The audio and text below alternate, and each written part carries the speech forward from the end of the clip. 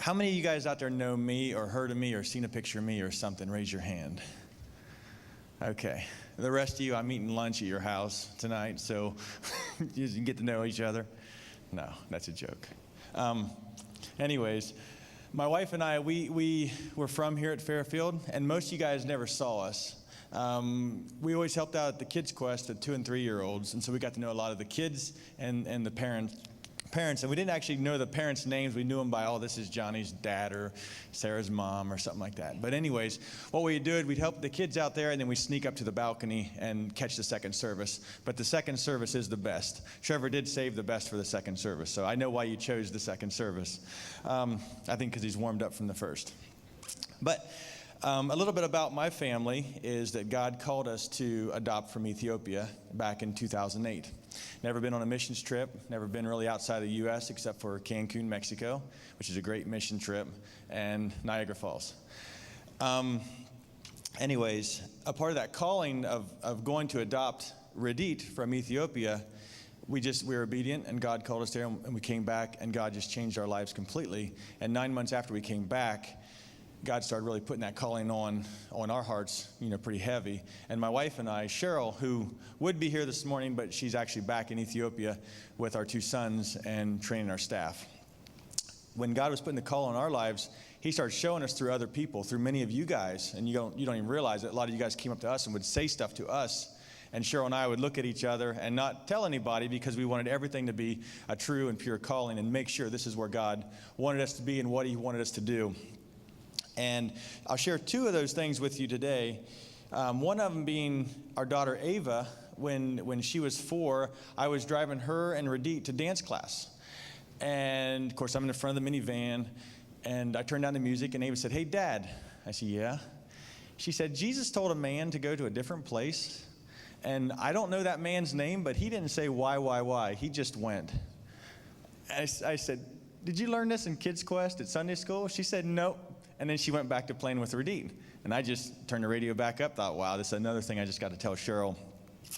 Another thing that happened, and this is before we even went to Ethiopia to adopt Radit in 2008. Ava told Cheryl and I, one day in the house, she said, "Hey, when I'm 7 years old, I'm gonna build houses for people, and we're gonna buy them a bed." And of course, parents, how many of your kids have said that? That your kids are gonna go out and build houses when they're 7. What happened is we go to Ethiopia, and my wife went to this Muslim outcast village, and there was this husband and wife, and they lived in this twig, I don't know what you call it, like an igloo-shaped twig house with plastic on top and stuff. But they slept on a pile of rocks so that when the rains come, the rains would wash beside them and they wouldn't get wet. So I didn't go to the village that day, but Cheryl did, and she saw this couple and through a translator said, "We're going to build you guys a house and bring you guys a bed." And that was just amazing. And on our way back, she realized that's what Ava said that we were going to do when she's 7. So God does these little things, in our lives to let us know we're on the right track. Now, with Radit, our daughter we adopted from Ethiopia, during the adoption process, which came through the adoption ministry here at Fairfield, during the process, I looked at Cheryl and I said, "Yeah, Cheryl, I think God's going to use this little adoption for something big." And so the days went by and months, and then we got a referral from their adoption agency, and they said, "Oh, we think we found your daughter. Her name's Radit, or Radiet, and her name means something small that will become great." So what you saw in that video is part of the greatness that God has been doing over there in Ethiopia through all the stuff he put in place through our adoption with Radit. And now he gave us a ministry called Forgotten No More. And in Ethiopia, the whole, if you take away something from today from what I'm sharing with you, I know everybody's getting a little hungry. If you take this away, that the kids in Ethiopia, the mindset in the community is that God's cursed them. And so imagine that there is a Christian church there. I mean, we have a Christian church, Muslim church, different churches. But the Christian church, the belief is that God has cursed these guys. And the mindset of the Ethiopian population at large is this. So in the countryside, if you have a child born with special needs, they'll take that child and leave him out in the farm, in the field, or out somewhere away from the family to die, because that's the best way they can get the curse out of the family. And they believe that God doesn't love this child. And so where Cheryl and I are at, just outside of town, a lot of these kids are locked away in their mud houses and not a part of the community because of the stigma of having a child with special needs. And so what Forgotten No More is just that. We want these kids to be forgotten no more.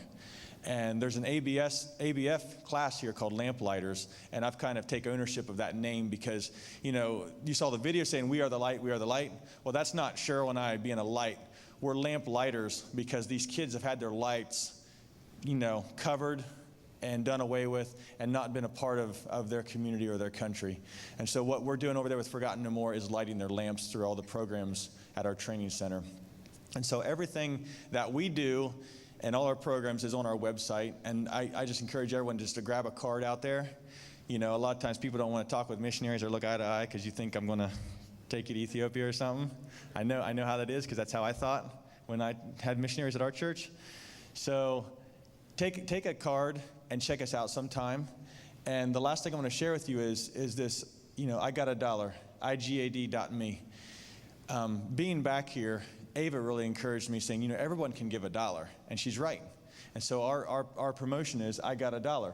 Give up something small in your life. Give up a coffee for a day. Give up a meal. Give up something. And I challenge you, like Pastor Trevor said, give it towards something bigger than yourself. There's a whole lot of ministries out there in the hallway to latch onto and become a part of, because this life is short. We don't have much time, to be honest. None of us do. I mean, if we live 80, 90, 100 years even, it's not much time. So you want to be part of something bigger than yourself. So I love passion in people, and I just encourage you guys to be passionate about whatever you do in your lives and latch onto something larger than yourself. And this is a great start, being a part of Christ's family. So thank you for having me.